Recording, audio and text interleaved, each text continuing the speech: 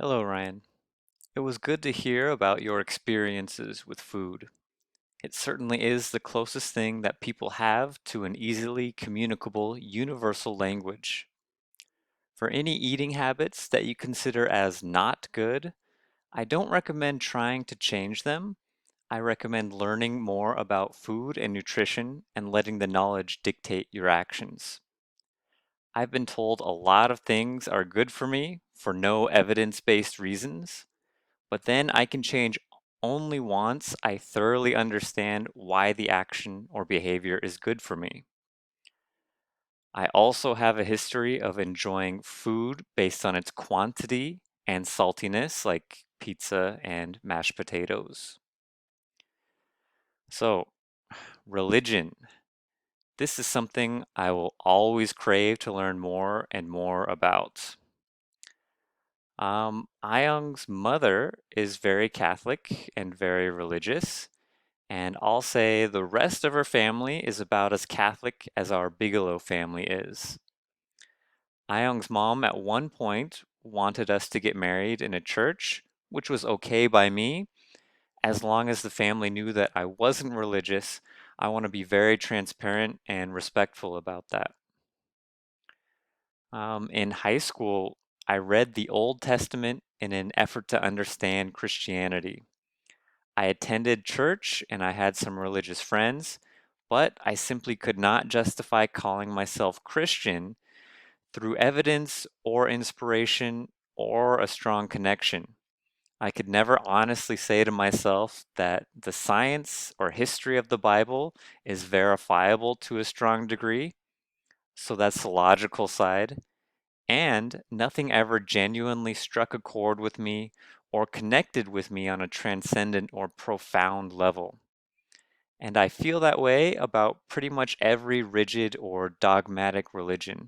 It's probably just not for me. Religion is usually inherited from family or tradition or culture, maybe kings of countries and empires that have won wars, perhaps missionaries providing aid, education, and language and resources with religion attached to it. Others turn to religion in times of great desperation as kind of a last resort. Very few people objectively and authentically choose their religion, in my opinion. People have often had just one ice cream flavor when hundreds and thousands of flavors exist. And there are even a lot of other food sources other than only ice cream. Now, religion is a tool that can provide community, certainty, meaningful relationships, an outlet for gratitude and reflection, and many of the answers to our most important questions. And those are a lot of good things.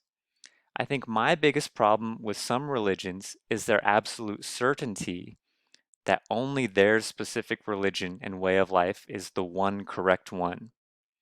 We are a tiny sliver on the timeline of history and just a speck of dust in this vast universe.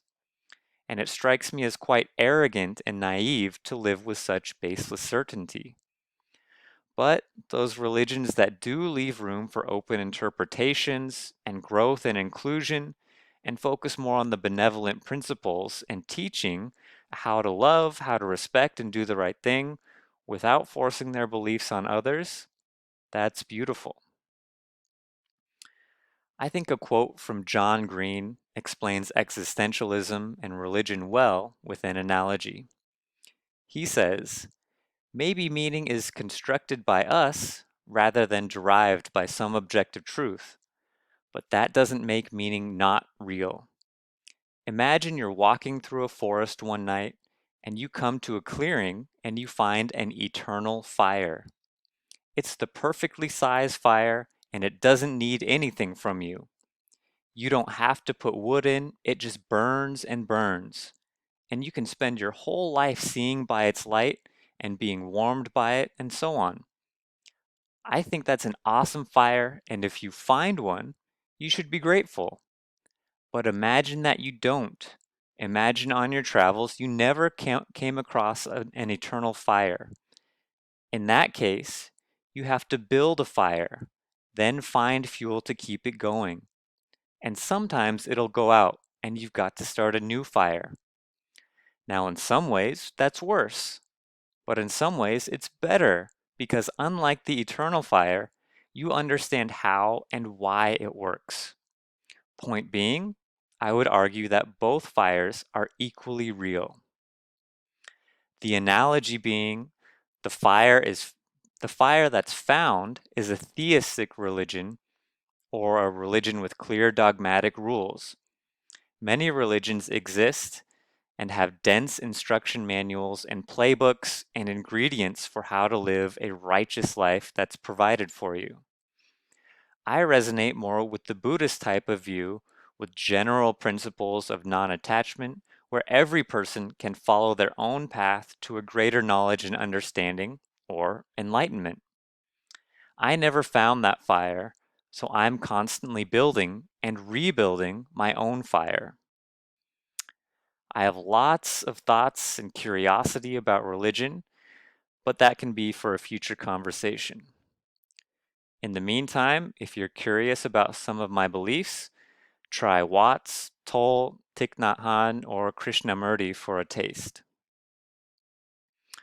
Okay, my question for you. One of the subjects that I've been most interested in for the past few years is personality psychology. I really enjoy figuring out how people think, how they see the world different from me, and why they behave in their own unique ways.